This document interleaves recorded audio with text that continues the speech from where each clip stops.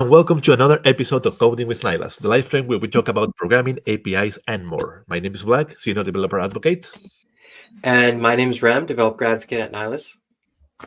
How are you today, Ram? I am doing good. Just kind of like the weather's getting warmer, so looking forward to Yeah. warmer weather. We've been having a lot of fun on these live streams. I know we have a few more to do in the coming month. How have you been? I've been doing fine, thank you. Yeah, the weather here is also getting way better. It snowed a little bit, but it's not that bad. And Okay, weather is getting better, so we're getting there awesome. already. So today is kind of like a nice day because we're going to explore yet another kind of like new SDK that we have. So what we're going to talk about today is how to create and read Google webhooks using Kotlin. And just in case, I mean Google webhooks just because I mostly use Google, but this can work for Microsoft or whatever other provider that you have. So this is not explicit for Google, but it's the one that I kind of use. So before moving forward, let me remember you to like and subscribe. Click on the little bell to get notified because we don't have a cadence anymore.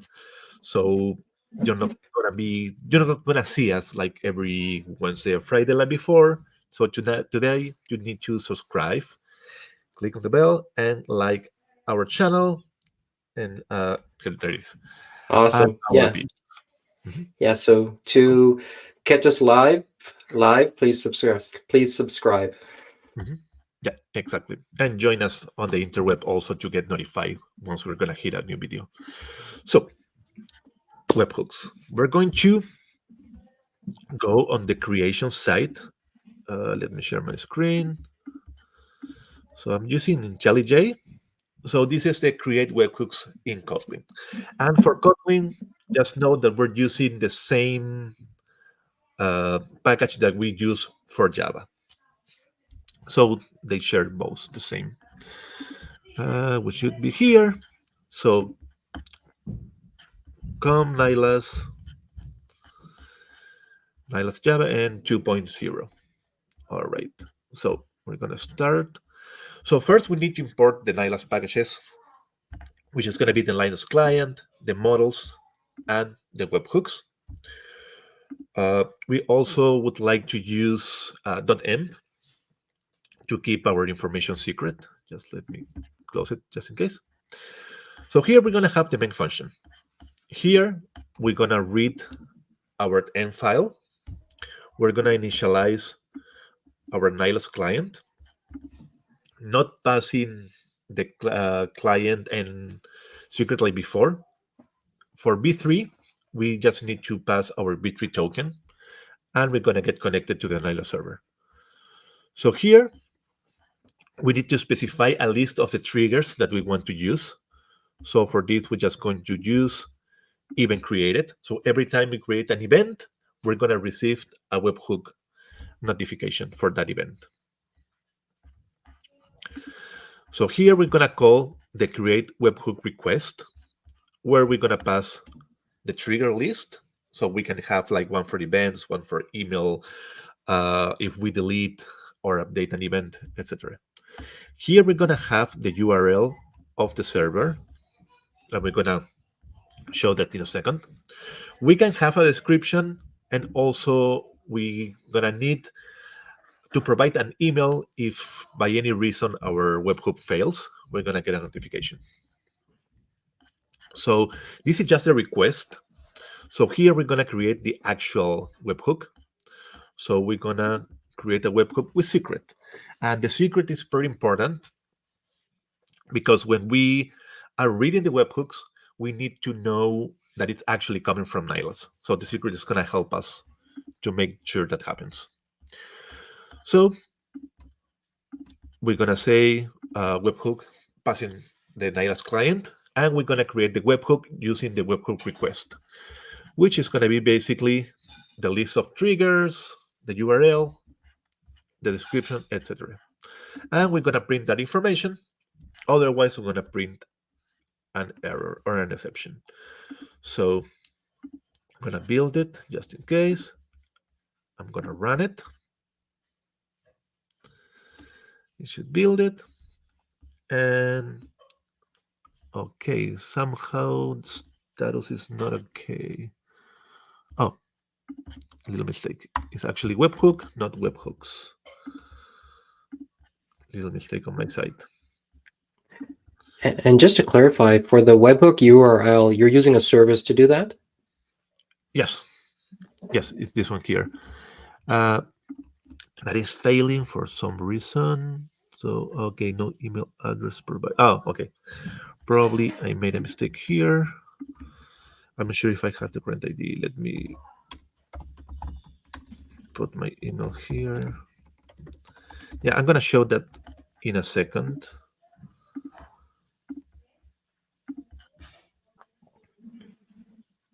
Okay, there we go. So we have here the webhook information. We have the webhook secret, which I'm going to copy. And I'm going to go to the service. Sorry, I was listening to some music.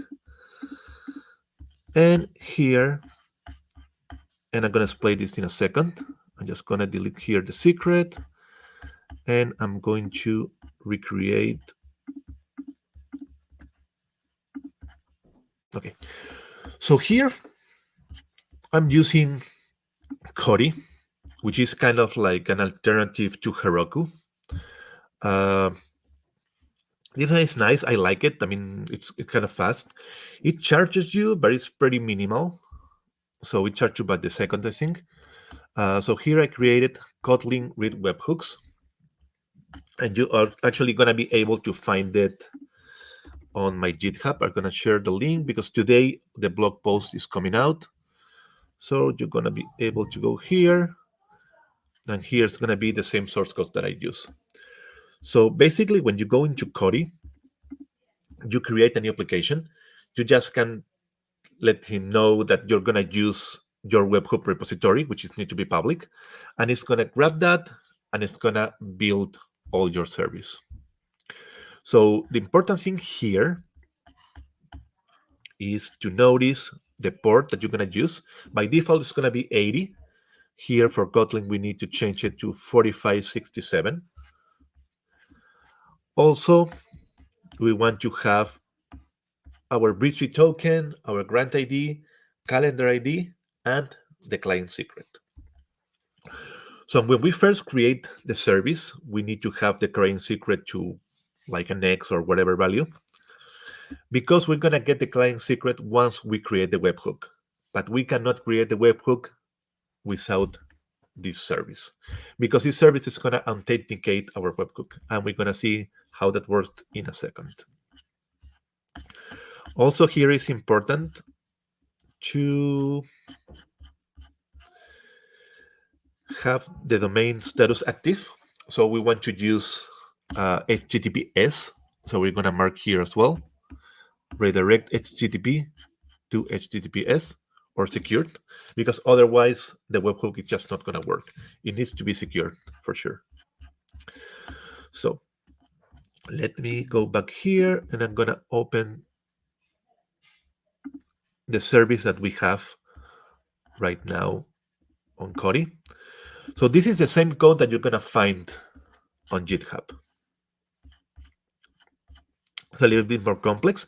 Here we need our Nylas client.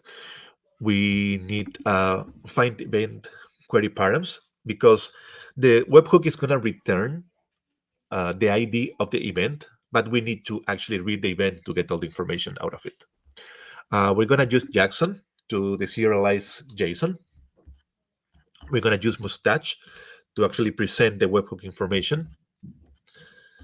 We're going to use Spark as our framework or web framework for Kotlin. It's the same one that I use for Java. And we're going to use also crypto because we need to validate that the webhook is coming from Nylas. And we're going to see that in a second. Here I'm going to use a data class because I'm not using any database. So this data class is going to consist of the ID, the date, the title, description, participants, and status. So all information about the event. And here I'm going to create an array of data classes. So That way I'm going to be able to have all the webhook information and I'm going to be able to display it. Here I'm going to have an object called HMAC, which is going to grab a message, a key, and it's going to use the SHA-256 to actually grab the secret and compare it to the information we're getting from Nylas. And we're going to see that in a second. Here, this format is just to format the date, so it looks nicer. This add element here is to be able to add a value to our immutable array. So the important thing here is we're going to launch or ignite our web server. We're going to initialize our client. Here, when we create the webhook, it's going to go into our service and it's going to pass a parameter or a challenge. And the only thing we need to do is just to return that. So the Nylas server is going to send the challenge. We need to grab it and send it back. So we do kind of like a handshake. So Nylas know that our service is working and it's accepting webhooks. So we do kind of like the integration there. Then we create an event and Nylas send us back the webhook. We're going to say that it's a post. So we're going to grab that. We're going to grab the information from that JSON. And what we're going to do is we're going to grab the calendar ID just to make sure it's the same as ours. So we don't want to grab the webhook from other calendars, just the one that we're using. Here, as we can see, we need to grab the whole body of the webhook.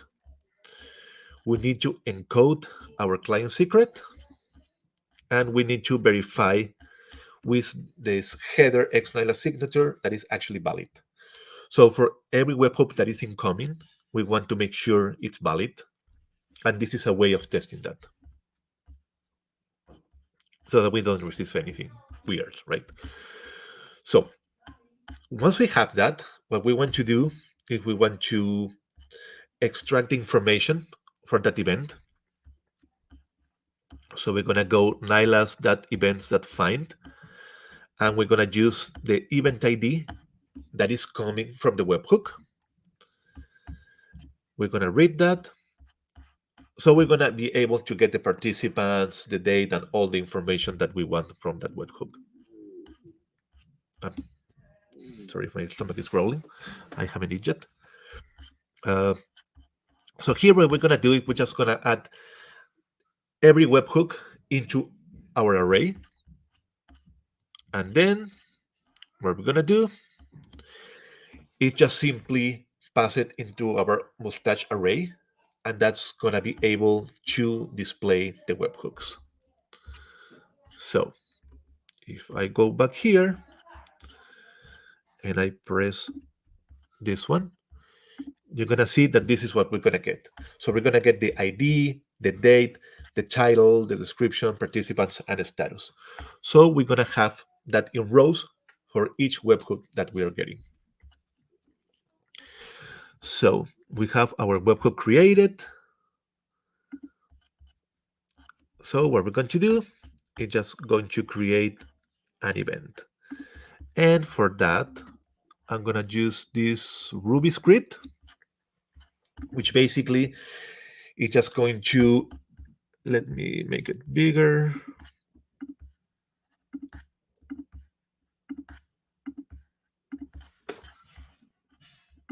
So this Ruby script simply going to grab today's date. It's going to create an event from 10 to 12. We're going to call it, let's learn some Nylas Ruby SDK. So it's something that I'm just reusing, just for the sake of not going again to Java and create anything. So I use Ruby quite a lot, that's why. So I'm just going to click here. And it's going to create my event. So the event have created successfully.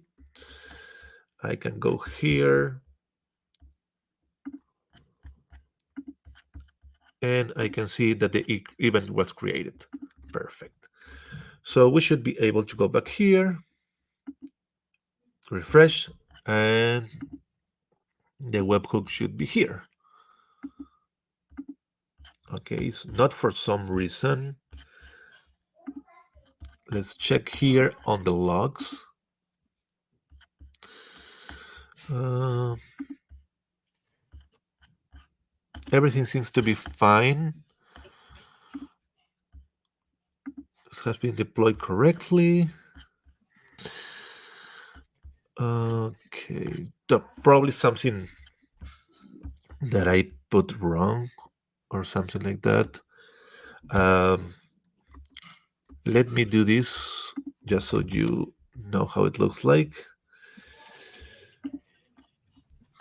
So it should look like this, and this is the blog post that you're gonna read later today. So it should be something like this. So we would get the ID, the date, the title, the description, the participants, and the status. Uh, I'm not sure why it's not working right now. Like I said, probably something with my configuration, something that I have not done right, and it might take me kind of like a lot of time to actually go and fix it. Uh, but we know it's working. So Yeah, we were testing this out just before we hopped on, and we had the webhooks firing on another platform. mhm, So basically, you pushed up your code in Kotlin to GitHub. You deployed it on Kodi. So you were able to create a webhook, and now mhm, you're just listening for webhook events to actually fire. And you're able to create an event using the Ruby SDK. So you created an event in your calendar, and we mhm. were just waiting for that event to show up on the UI that you created. Yes, exactly. Okay, gotcha. Yeah. Um, I'm obviously gonna check what's going on, so don't worry. Yeah. Everything's gonna be fine. It's just this I think weird it thing could that be something happened, very right? simple. Like I also suspect if the grant IDs are something very simple, it could be something Yeah. very minor, especially when Mhm. you're doing a lot of code samples and demos. I understand that, but that was great. That was a good walkthrough, and I noticed that Kotlin is much more approachable of a language. It looks very comparable to like a scripting language or even TypeScript to be able to Yeah. create something very easily. Yeah, that's true. I mean, it's actually pretty easy to work with. It's way more digestible than Java, let's say, Yep. because for example, this Kotlin example, like to read the webhooks, is like 120 lines, Okay. and the one for Java, let me find that real quick. The one for Java is about, well, okay, kind of the same, I think. But still, I mean, in terms of the way you code it, Kotlin is more approachable. It's easier to Yeah, I see remember. the readability. I Mhm. see much more readability with Kotlin Yeah, totally. overall. So you're gonna have a blog out for that later today? Yep. Yeah, I think that's it for today. Okay. Uh, How'd you like it? Blog post should be coming later today, Okay. so be on the look for that. And let's see. Don't forget to go to forums.nylas.com. We have forums, so they are open for everyone who just joined, and it's gonna be all about V3. Obviously, if you have any V2 questions, just feel free to post them, but it's gonna be mostly V3. Awesome. Yeah, we love to hear from you all. So please jump on the forums, ask questions. We're always looking for someone to interact with and chat with about all things Nihilus. Yep. Cool. I And don't know. Yeah, you have something coming next? so I think tomorrow we're going to talk about how to build an email responder with generative AI. Oh, cool. So we've touched on this topic a few times in the past, and we've looked at tools like Hugging Face and using a tool like ChatGPT, and now we have the ability to actually generate email responses using the Nihilus API. So we're going to look at Smart Compose. So this is a part of our email APIs, and we're going to look at how we can actually generate email responses using the actual Nihilus APIs. Oh, nice. That's cool. Yeah. Awesome. Well, I think that's everything for today. Thanks for joining, and see you tomorrow. Awesome. Bye. Bye, everyone.